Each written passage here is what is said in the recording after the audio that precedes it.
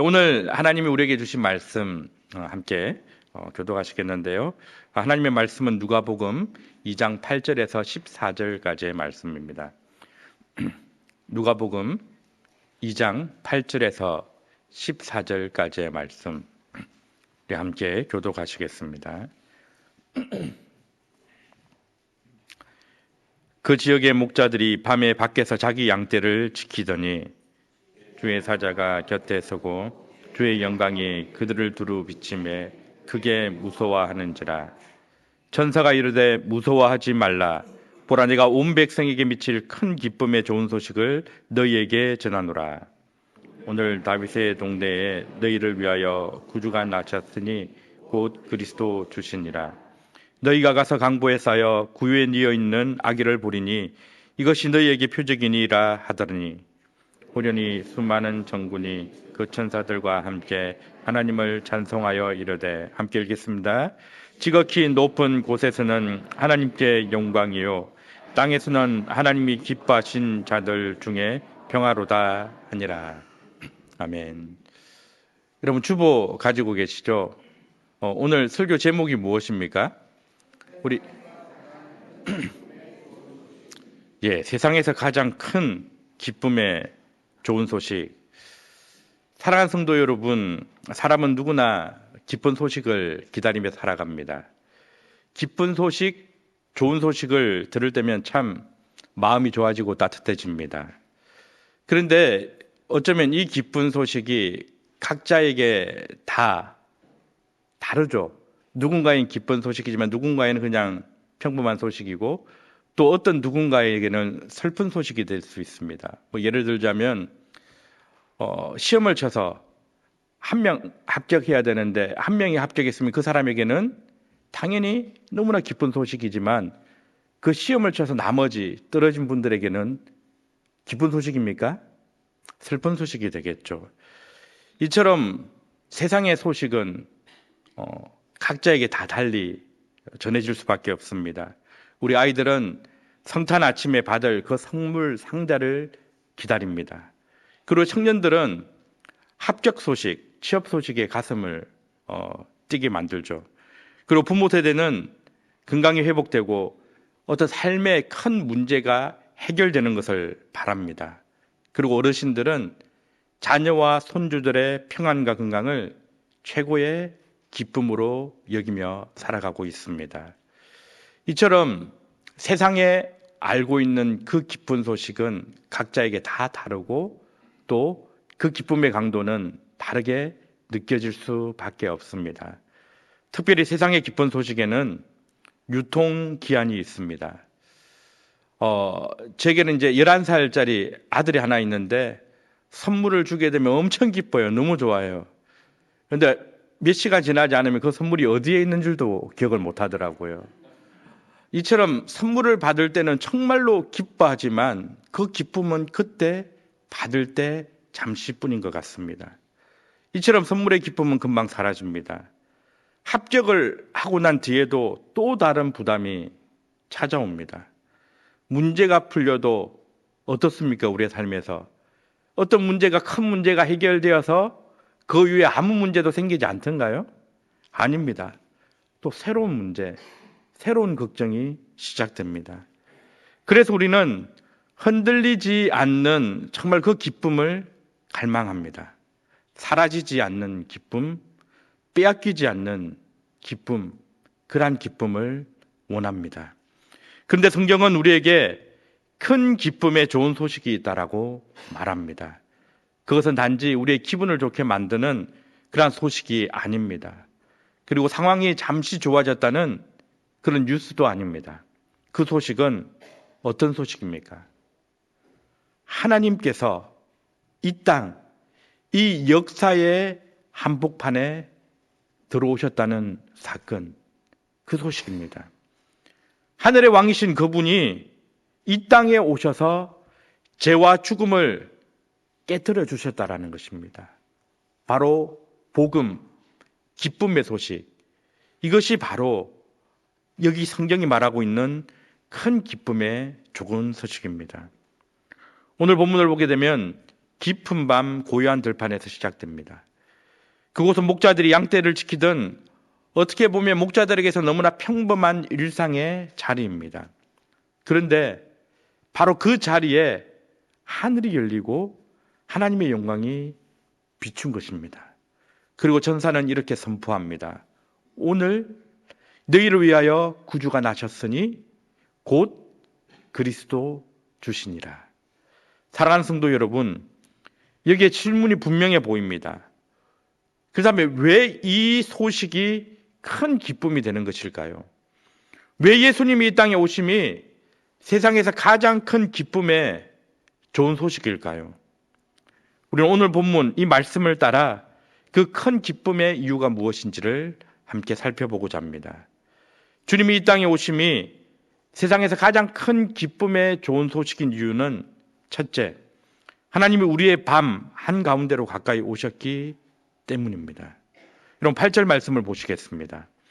그 지역의 목자들이 밤에 밖에서 자기 양떼를 지키더니, 그냥 일반적으로 평범한 밤입니다. 뭐 특별한 어떤 무대도 아닙니다. 화려한 성전도 아닙니다. 목자들이 그저 자기의 일을 하던 평범한 일상의 그 자리입니다. 그리고 그들 목자들은 또한 특별한 사람이 아니라 평범한 사람들입니다. 그들은 세상의 중심에 있는 사람들이 아니라 도심의 한복판에 살아가는 사람들이 아니라 그냥 주변부에 있던 사람들입니다. 그런데 하나님은 바로 그 밤에 그 사람들에게 직접 찾아오셨습니다. 여러분, 이는 우리의 인생도 마찬가지입니다. 여러분, 우리의 삶에 낮만 있습니까? 아니지 않습니까? 우리의 삶에도 밤이 있습니다. 어떤 분에게 있어서는 낮보다는 밤이 더 길게 머물고 있는지도 모르겠습니다. 앞이 보이지 않을 때도 있습니다. 마음이 무너질 때도 있습니다. 내 힘으로는 어떻게 할 수 없는, 지킬 수 없는 순간이 너무나도 많이 있음을 우리는 삶을 살아가며 많이 느끼고 있지 않습니까? 내 가정, 나의 건강도, 심지어 관계도, 미래에도, 내가 꿈꾸었던 그 미래도 흔들릴 때가 있습니다. 바로 그런 밤이 어떻게 보면 가장 일상적이고 평범한 밤이라고 생각할 수 있습니다. 그런데 그 밤에 놀라운 일이 일어납니다. 9절입니다. 주의 사자가 곁에 서고 주의 영광이 그들을 두루 비침에 크게 무서워하는지라. 여기서 복음의 분명한 방향성이 보입니다. 여러분, 복음은 우리가 하나님을 찾아 올라간 이야기가 아니라 하나님께서 우리를 찾아 이 땅에 내려오신 이야기입니다. 이것이 정말로 놀라운 이야기입니다. 여러분, 우리는 그저 큰 고생하고 힘들지 않고 그렇게 하나님을 믿고 신앙생활을 한다라고 할 수도 있습니다. 그래서 하나님이 나에게 찾아오신 그것이 너무나 당연하다고 생각할 수 있습니다. 어제 저녁에 한 모임에 참석을 했는데 그게 보게 되면 중국 상하이에서 온 한 자매가 있었어요. 근데 그 팀이 하나님을 예배하고 찬양하는 팀인데 미국에 들어오다가 결국 들어오지 못하고 일부분은 다시 이제 들어가게 되고, 그리고 중국에서는 그렇게 하나님을 찬양하고 예배하는 그것이 너무나 위험한 자리가 되어 하나님 앞에서 그 어린 젊은 친구들이 찬양하고 춤을 추는 그런 일들이 위험한 일이다라는 고백을 하더라고요. 여러분, 미국에서 하나님을 찬양하고 하나님 앞에서 춤을 추며 하나님께 찬양하는 일이 위험한 일입니까? 여러분, 우리가 이 교회, 이 예배당에서 하나님을 예배하는, 하나님을 찬양하는 그것이 정말로 어떻게 보면 공포스러운 일입니까? 아니지 않습니까?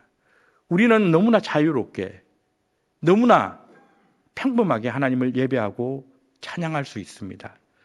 그런데 어느 지역에서는 그렇게 찬양하고 예배드리는 일이 지극히 위험한 일이고, 심지어 목숨까지 위협을 받고 심지어 목숨을 잃을 수도 있는 이야기입니다. 이처럼 하나님이 이 땅에 오셨다라는 것은 당연한 이야기가 아니라 실로 정말로 놀라운 이야기라는 것입니다. 그런데 하나님이 이 땅에 오셔서 주의 사자가 곁에 섰다. 하나님은 멀리서 지켜보시는 분이 아니라 바로 우리 곁에 오셨다는 것입니다. 우리의 삶 한가운데 오셨다는 것입니다. 지금 이 자리에 함께 하신다는 것입니다. 우리가 밟고 우리가 가는 곳마다 하나님이 늘 함께 동행하신다는 것입니다. 우리의 현실 한가운데로 그분이 직접 찾아 들어오셨습니다. 우리가 초청한 것도 아니고 우리가 원하는 것도 아니었는데 주님이 나를 찾아 이 땅에 직접 오셨다는 것입니다. 또 주의 영광이 그들을 두루 비쳤다. 어둠이 먼저 사라졌기 때문에 하나님이 오신 것이 아니라 바로 하나님이 오셔서 그 어둠을 비치심으로 말미암아 그 어둠이 사라졌다는 것입니다. 그러니 복음은 늘 어둠의 그 현장에서부터 시작되는 것이죠. 가장 캄캄한 자리에서 가장 먼저 빛이 비춘다는 것입니다. 하지만 9절 끝은 이렇게 말하고 있습니다. 크게 무서워하는지라. 하나님의 임재 앞에서 사람은 느끼는 반응은 바로 두려움입니다. 하나님의 임재 앞에서 기뻐하고 즐거워하는 것이 아니라 하나님의 임재 앞에 거하는 사람들의 느끼는 가장 먼저의 감정은 두려움이라는 것입니다. 죄가 드러날까 봐 두렵고요. 내 삶이 흔들릴까 봐 두렵고 하나님이 나를 심판하실까 봐 두렵습니다. 아니 어쩌면 하나님의 존재, 그 존재 자체가 정말로 두렵다는 것이죠. 그런데 바로 여기서 복음이 전환을 시작합니다. 두려움으로 얼어붙은 그 자리에서 하나님은 우리를 버리지 않으신다는 것입니다. 도망가게 하지 않으십니다. 오히려 우리를 찾아오셔서 우리에게 우리의 삶 가운데 빛을 비추어 주십니다. 그리고 곧이어 천사의 입을 통해 말씀하십니다. 두려워하지 말라 라고 말씀하십니다. 사랑하는 성도 여러분, 성탄의 복음은 이렇게 시작되었습니다. 평범한 밤, 평범한 사람들, 그 한복판에 하나님이 찾아오신 것입니다. 그래서 성탄은 가장 큰 위로입니다. 왜 그렇습니까? 하나님이 우리를 찾아오셨기 때문입니다. 하나님이 나를 찾아오셨기 때문입니다. 이 한 문장이 바로 우리의 인생의 밤을 바꾸기 시작합니다. 그렇다면 이 큰 기쁨의 중심은 무엇입니까? 둘째, 이 기쁨의 중심이 바로 무엇이 아니라 구주 예수님이시기 때문입니다. 어떤 선물, 무엇이 아니라 바로 이 기쁨의 중심은 예수님이시기 때문입니다. 천사는 두려워하는 목자들에게 말합니다. 10절입니다. 천사가 이르되 무서워하지 말라. 보라 내가 온 백성에게 미칠 큰 기쁨의 좋은 소식을 너희에게 전하노라. 여러분, 여기서 큰 기쁨은 감정부터 요구하는 그런 말이 아닙니다. 기뻐하라라고 먼저 말하고 있지 않습니다. 뭐라고 말하고 있습니까? 보라. 천사가 이제 무서워하지 말라. 보라. 보라라고 말합니다. 기쁨을 만들어내라는 말이 아니라 그 기쁨의 근거가 되는 사건을 바라보라는 것입니다. 그리고 그 근거를 한 문장으로 선포합니다. 11절입니다. 우리 11절 말씀을 한 목소리로 함께 읽겠습니다. 오늘 다윗의 동네에 너희를 위하여 구주가 나셨으니 곧 그리스도 주시니라. 우리 한 번 더 읽겠습니다. 시작. 오늘 다윗의 동네에 너희를 위하여 구주가 나셨으니 곧 그리스도 주시니라. 오늘이라는 말은 하나님이 이 약속을 현실로 이루셨다는 뜻입니다. 오늘 하나님이 계속 구약 성경에서 말씀하셨던 그 약속, 내 아들을 보내겠다, 메시아를 보내겠다라는 그 약속이 현실로 이루어졌다는 것입니다. 그것이 오늘 그 현장에서 이루어졌다는 것이죠. 그러므로 이 복음은 과거의 전설이 아니라 바로 지금 역사 한가운데서 분명히 일어난 사건이라는 거죠. 그리고 너희를 위하여라는 이 말은 이 소식이 막연한 좋은 이야기로 끝나지 않았다는 뜻입니다. 누군가를 위한 소식이 아니라 바로 우리를 위한 소식, 여러분을 위한 소식, 나를 위한 소식이라는 것입니다. 나를 향한 은혜입니다. 나에게 주어진 복음입니다. 그 누구에게 주어진 것이 아니라 바로 나, 오늘 이 자리에 있는 여러분, 우리에게 주어진 은혜이며 복음입니다. 그리고 천사는 예수님의 이름을 세 가지 이름으로 소개합니다. 이것이 기쁨의 핵심입니다. 먼저는 예수님은 구주이십니다. 우리를 죄와 죽음에서 건지는 분이십니다. 죄책함에서, 절망에서, 결국 사망에서 우리를 건져내시는 분이십니다. 여러분, 죄의 문제는 우리의 심, 우리의 선한 행위, 우리의 성실함, 심지어 우리의 목숨으로 해결할 수 없는 문제입니다. 이 사실을 너무나 잘 알고 있었던 하나님께서는 독생자 예수, 하나밖에 없는 아들을 이 땅에 보내셨습니다. 그리고 예수님은 그리스도이십니다. 하나님께서 오래전부터 약속하신 메시아입니다.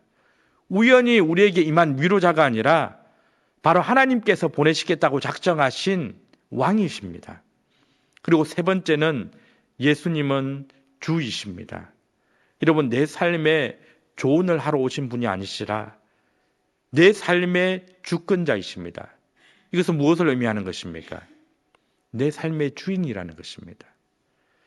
네가 필요할 때만 찾지, 잠깐 찾고, 네가 필요한 것을 원하고 내 문제를 해결하기 위해 할 때만 찾는 분이 아니라 내 인생의 왕자에 앉으셔서 내 모든 삶을 주관하시고 다스리시고 이끄시는 내 삶의 유일하신 주인이시라는 것입니다. 사랑하는 성도 여러분, 그러니 기쁨의 중심은 그 무엇이 아니라 바로 누가 오셨다는 것입니다. 누가 오셨습니까? 예수 그리스도, 구주 되신 주님께서 오셨습니다. 그런데 천사는 한 가지 표적까지 줍니다. 12절입니다. 너희가 가서 강보에 쌓여 구유에 뉘어 있는 아기를 보리니 이것이 너희에게 표적이니라 하더니. 여러분, 왕이 오셨으면 당연히 왕에 걸맞는 그러한 곳으로 오셔야 되지 않겠습니까?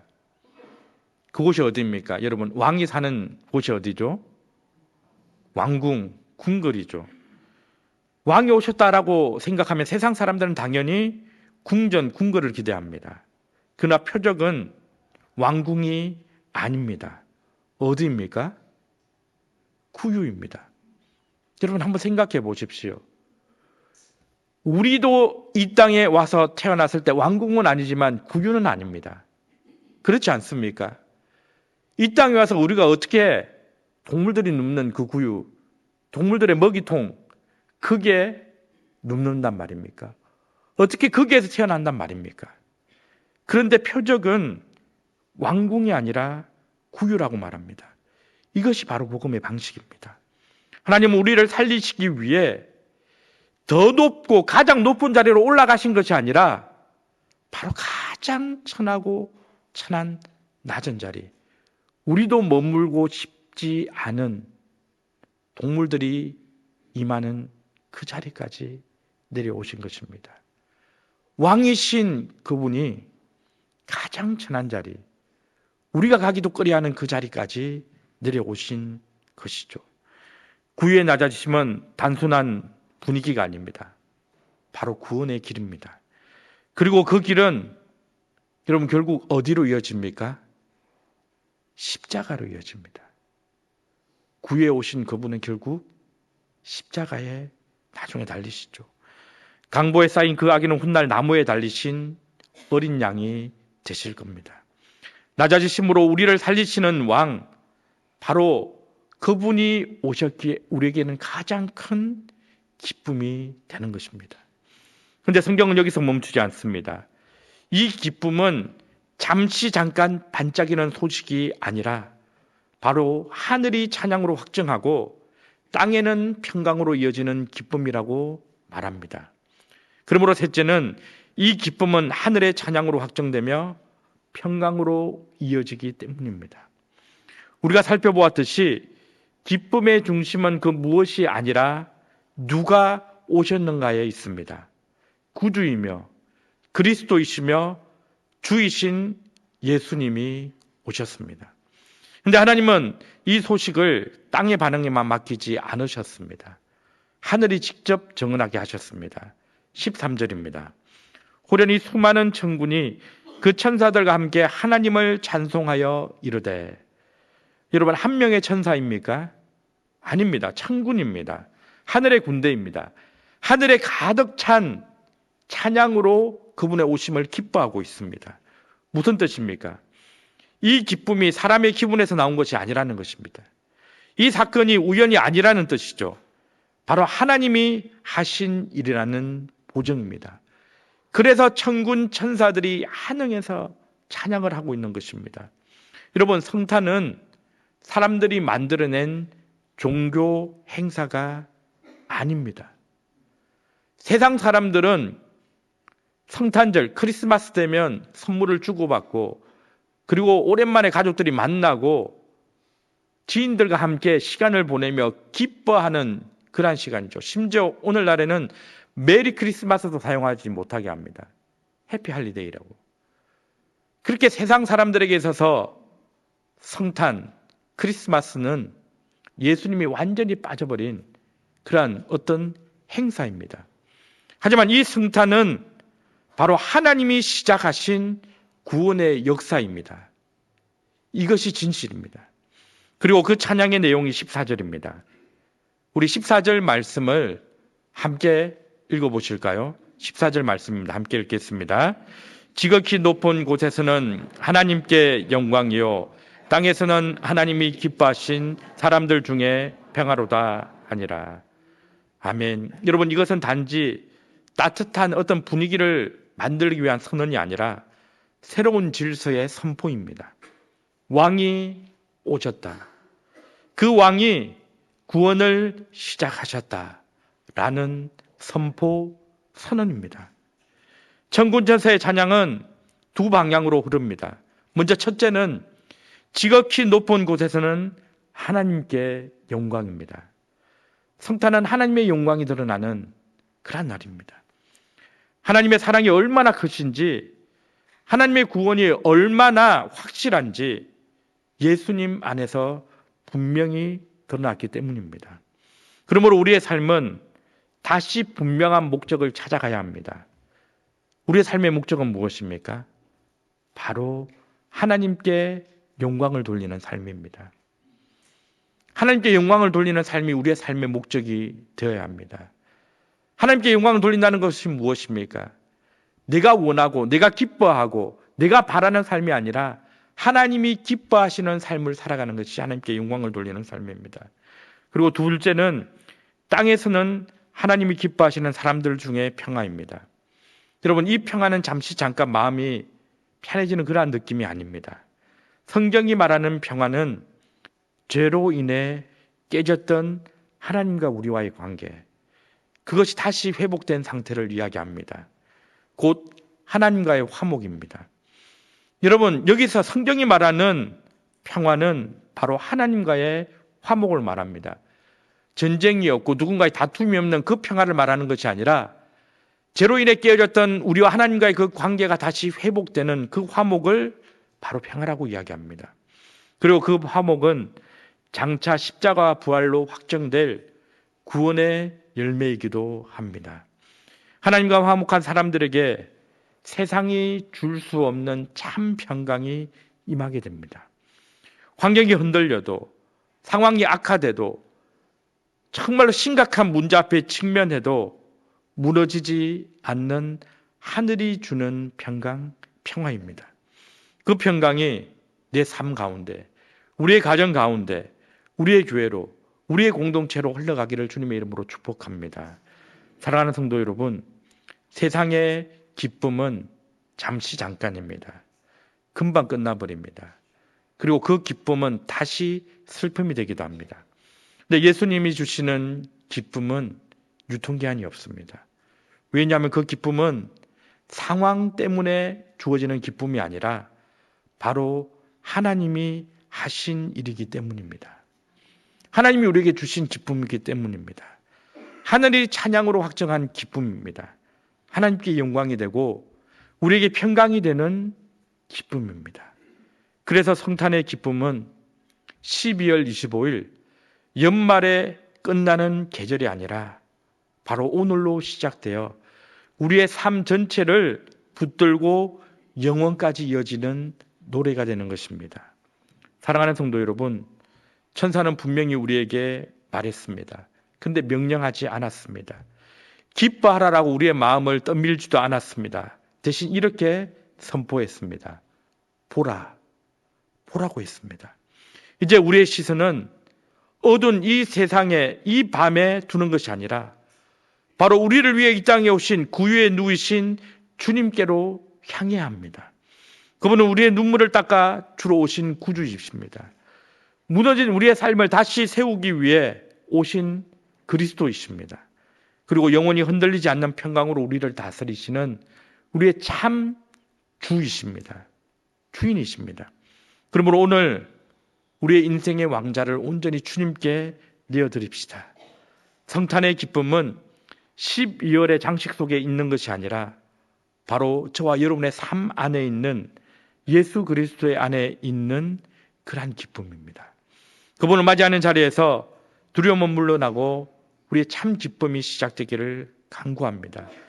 지극히 높은 곳에서는 하나님께 영광이요 땅에서는 평강이로다.